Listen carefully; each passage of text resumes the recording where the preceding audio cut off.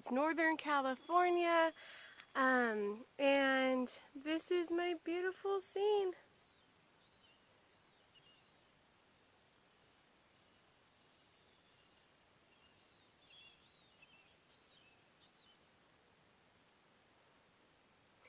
These trees are gigantic, they're massive, and my goal is to just get some beautiful pictures and capture the beauty of these trees. Now, as you guys can see, it's super dark in the redwoods, very shaded, lots of fern growing like knee-high, and that's really what I plan on doing. I'm planning on getting just a full scene of the redwoods, ferns, trees, how tall they are. Key to this one is to have a tripod. It's so dark in here that you need to be able to have your shutter speed really low, and tripod. That's what helps you to do that, so you can actually have a stable, clear shot. So anyways, that's what I'm up to. I'm in the redwoods of California. They're gorgeous. This is along Highway 101. I'm on the scenic route right now. The two main things when I'm up here, the two main goals, is to really get pictures of these trees and just capture their beauty. I mean, you cannot not get good pictures of these trees because they're just so beautiful. And the other thing is elk. The Roosevelt elk are up here, so I'm hoping that I see that group of elk. And yeah, those are the two goals while I'm here, and that's what I'm up to.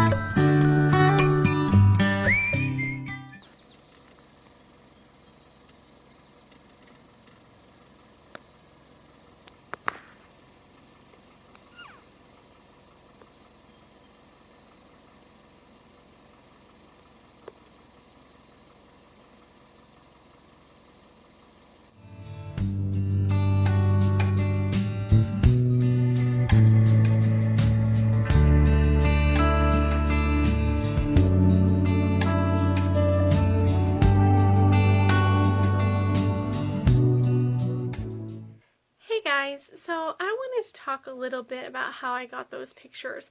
I wasn't able to show you guys my setup, and I apologize about that. So I wanted to talk a little bit about it and tell you really how I got those pictures. So with shooting in the redwoods, it's really dark, so you want to bring a tripod. It will be your saving grace.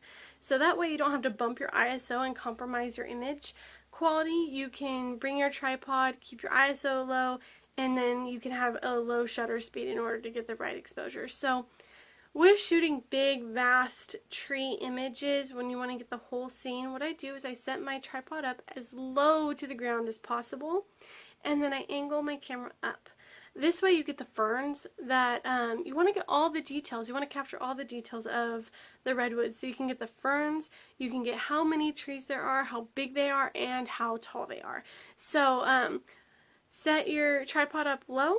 Use a wide angle lens. I used a 16 to 35 millimeter lens, and then my ISO was 100 My aperture typically stays around 8 to 11, somewhere between there depending on the scene that I'm shooting. And then my shutter speed kind of follows suit. So at this instance it was around 40, and that's just where it ended up being for that day and that time that I was shooting. So anyways, that's how I get those big tree pictures. I also like to capture all the details like the berries and the ferns and the bridges and everything. So if you guys ever get a chance to go to the Redwoods, it's beautiful. It's awesome. Take a hike. The trails go from the Redwoods all the way to the ocean. They're amazing, and it's a lot of fun. I take a trip every year with my family. We do a big family vacation up there. That's all going to be in my blog post, which the link is right below. So you guys can read about that and just really the adventure that I had that week. But that's kind of pretty much the gist of how I do my pictures in the Redwoods. A lot of times you'll find me lying on my back and shooting straight up at the sky, so that way I can get even lower to the ground. With that though, you have to bump your ISO because of you can't keep your shutter speed low because you're hand holding it. And then also with the elk pictures, so if you're lucky enough, when you're driving along 101 up in that area are the Roosevelt elk, and sometimes you'll see the herd, and it's just awesome. It's so great to see, and they're great to shoot. Now, when you're taking pictures of these elk, what you want to do is, I want to get a big scene, and then I also want to get really close up. So I typically use my 100 to 400 millimeter lens, so that way I can zoom in and out a little bit.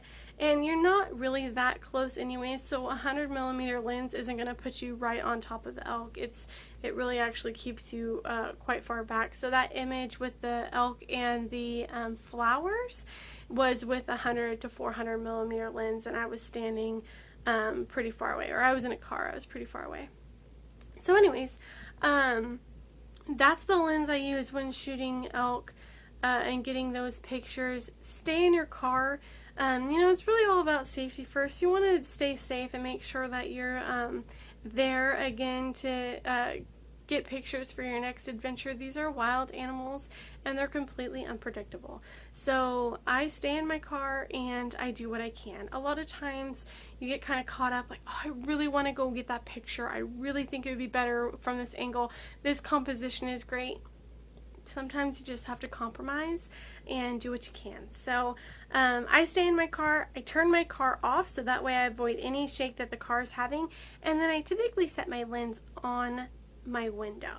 So that way I stabilize myself a little bit. If you guys ever used a 100 to 400 millimeter lens, any sort of movement really vibrates your picture, and it's gonna really mess up the clarity of your picture. So anyways, I typically set my lens on my window and it works out well, and then I bump my shutter speed up a little bit so that way if I do end up shaking a little bit, it compromises for that. But that's it. That's how I got those pictures. I hope you guys enjoyed this video. If you did, don't be afraid to hit that like button. It really does help me out. And then also, if you want to get notifications of when I post a new video, click the subscribe button below. If you've already subscribed, thank you. You guys are awesome. And then if not, you guys can go ahead and click that, and then you'll get a little pop-up of when I post a new video. So that way, you guys can follow along on my next adventure and see the pictures that I take. So also in the description below is all the products that I used, all my camera gear, and so that way you guys can see which gear I used, and also a link to my blog that'll give you just my travel adventure, and then leave a comment. I would love to talk to you guys, really anything, about anything. So if you want to talk about photography or about the trip or my pictures, how I got the pictures or anything, leave a comment below. I'd love to chat with you, and yeah, I hope you guys enjoyed this video, and I will see you next time.